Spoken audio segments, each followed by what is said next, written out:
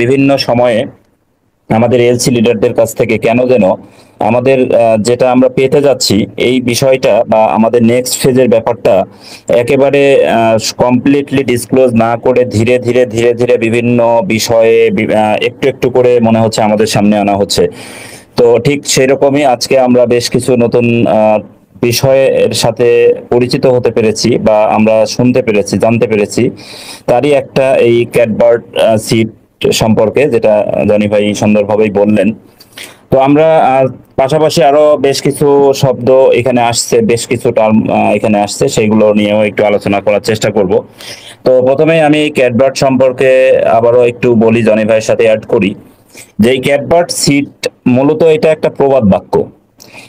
ক্যাটবার্ড seat একটা প্রবাদ বাক্য এবং এটা তখনই ব্যবহার করা হয় যখন কাউকে অত্যন্ত সুবিধাজনক বা শক্তিশালী অথবা আধিপত্যপূর্ণ কোনো আসন বা অবস্থান দেওয়া হয়, তখনই মূলত এই ক্যাটবার্ড সিট এই প্রবাদ বাক্যটি ব্যবহার করা হয়। তো আমাদের ক্ষেত্রেও ঠিক ওই রকমই কিছু ঘটতে যাচ্ছে, যে আমরা নেক্সট ফেজে গেলে আমরা আসলে আমাদের ফাউন্ডিং পজিশনটা থাকবে কিনা, আমরা এখান থেকে আমাদের যা যা পাওনা সবগুলো পাবো কিনা, আমাদের টিম থাকবে কিনা, এগুলো বিভিন্ন বিষয় নিয়ে কিন্তু বিভিন্ন সময় আলোচনা হচ্ছে। তো আজকে এই ক্যাটবার্ড সিটের ব্যাপারটা নিয়ে এলসি লিডার বা বিল মাস্টের আলোচনায় যেটা আসছে, তো সেখান থেকে বোঝা যাচ্ছে যে এমন কোনো পজিশন আমাদের দিতে যাচ্ছেন যেটা খুবই সুবিধাজনক, খুবই ভালো একটা অবস্থান, যেটা আধিপত্যপূর্ণ অবস্থান, যেটা আগে কখনো আমরা দেখিনি, এইরকম ভাবেই কিন্তু সংজ্ঞায়িত করা হচ্ছে এই বিষয়টাকে। এবং এইটা হয়তো এরকম হতে পারে যে এই ক্যাটবার্ড সিট আমাদের যে আসনটা, আমরা যে সুবিধাজনক অবস্থানে ছিলাম অন প্যাসিভের ক্ষেত্রে, সেই অবস্থানের নামটা হয়তো চেঞ্জ হতে পারে, হয়ে ক্যাটবার্ড নাম হতে পারে, এরকম একটা বলা হচ্ছে। এবং এখানে এই প্রতিষ্ঠাতা এবং সহযোগী এবং অ্যাফিলিয়েট, তিনটা বিষয় এখানে আসছে। আমরা অ্যাফিলিয়েট নিয়ে গতকালকেও কথা বলছিলাম, তো আজকেও এই আলোচনার মধ্যেও কিন্তু অ্যাফিলিয়েট বিষয়টা খুবই গুরুত্বের সহিত আসছে। এবং এখানে আমাদের যে 14 লক্ষ ফাউন্ডিং মেম্বার বলি, এখানে কিন্তু 8 লক্ষর একটা ভাগ করা হয়েছে, যেটা জনি ভাইয়ের আলোচনার থেকে আমরা পেলাম, যে এখানে 8 লক্ষ ফাউন্ডারকে সংজ্ঞায়িত করা হচ্ছে বা আলাদাভাবে এখানে বলা হচ্ছে যে এই 8 লক্ষ ফাউন্ডিং মেম্বার এই ক্যাটবার্ড সিটে যাবে। এবং এর সাথে যারা সহযোগী বা এই যে 21শে জুন 2022 সালে ফাউন্ডিং পজিশন বন্ধ হওয়ার পরেও কিন্তু অনেক অ্যাফিলিয়েট আসছে আমাদের সাথে, তো তাদেরকেই সম্ভবত এই সহযোগী বলা হচ্ছে। এবং কোম্পানি যখন লঞ্চ করা হবে, তখন এই সহযোগী এবং যারা অ্যাফিলিয়েট আসছে পরবর্তীতে, বা আরো যারা অ্যাফিলিয়েট আছে তাদেরকেও নিয়েও এই লঞ্চিং এ যাওয়া হবে, এরকম একটা কথাও এখানে বলা বলা হয়েছে। তার মানে এখানে আরো অ্যাফিলিয়েট আনার মাধ্যমে লঞ্চ করা হবে।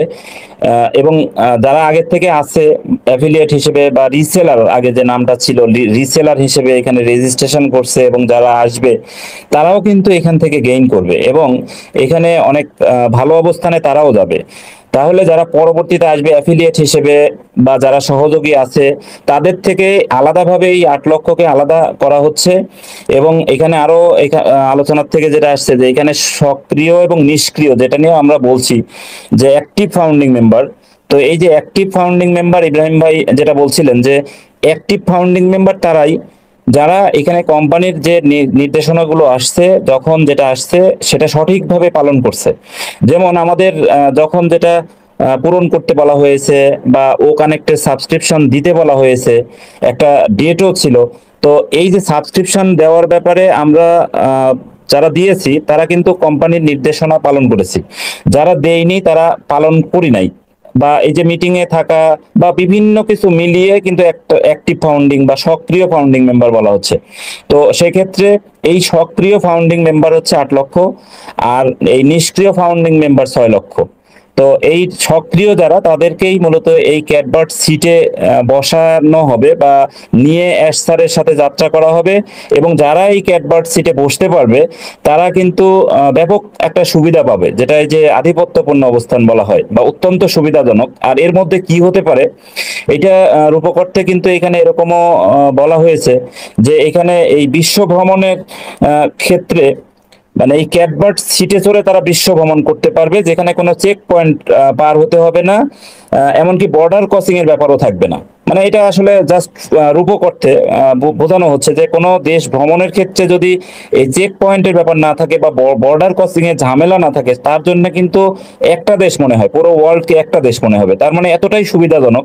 তো এটা বোঝানোর জন্য এই ধরনের কথাও কিন্তু বলেছেন বিল মাস্ক স্যার। তো এইটাও এই ক্যাটবার্ড সিটের একটা বৈশিষ্ট্য। আবার পাসপোর্টের ব্যাপারটাও এখানে বলা হয়, মানে উদাহরণস্বরূপ হয়তো যে পাসপোর্ট ছাড়াই এই নিউ ডিরেকশনে ভ্রমণ করতে পারবেন। আমরা জানি যে নেক্সট ফেজ যেটা আসছে এটা কিন্তু নিউ ডিরেকশন একটা কোম্পানি বা new technology, new direction technology এরকম বলা হচ্ছে।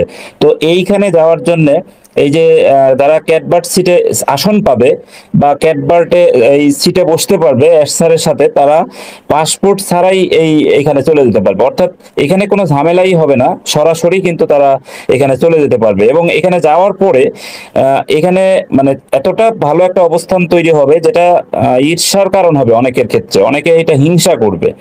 বা এখানে আহ, অনেকেই কখনো এই ধরনের উন্নতি দেখি নাই, এরকমও কিন্তু বলা হয় যে এমন উন্নতি হবে যেখানে কখনোই এই ধরনের কোনো উন্নতি আমরা দেখি নাই।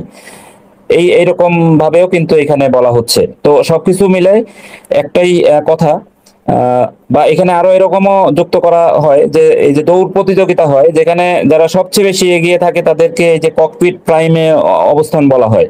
তো এই যে 8 লক্ষ যে সামনের সারিতে আছে, তারা এই ককপিট প্রাইমের মানে বিজয়ের আসনে বসবে, এরকমও বলা হয়। তো ওভারঅল মানে সবকিছু মিলে ক্যাটবার্ড সিটে যারা বসবে তারা কারা, যারা সকল কিছু মেনেছে এবং এটা সংখ্যা উল্লেখ করা আছে 8 লক্ষ, এবং তারা যদি এই সিটে বসতে পারেন তাহলে এই কি কি সুবিধা পাবেন সেটাও কিন্তু এখানে মোটামুটি একটা ধারণা দেওয়া হলো।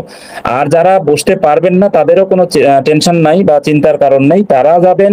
প্লাস যারা নতুন ভাবে আসবেন তারাও এখানে অ্যাফিলিয়েট হিসেবে পরবর্তী ফেজে যেতে পারবেন। তো এই ছিল মোটামুটি ক্যাট বার্ড সম্পর্কে বা ক্যাট বার্ড সিট সম্পর্কে। ধন্যবাদ ইব্রাহিম আলী ভাই। ধন্যবাদ, ধন্যবাদ মনির ভাই, আপনাকে অসংখ্য ধন্যবাদ, সুন্দরভাবে আলোচনা করেছেন।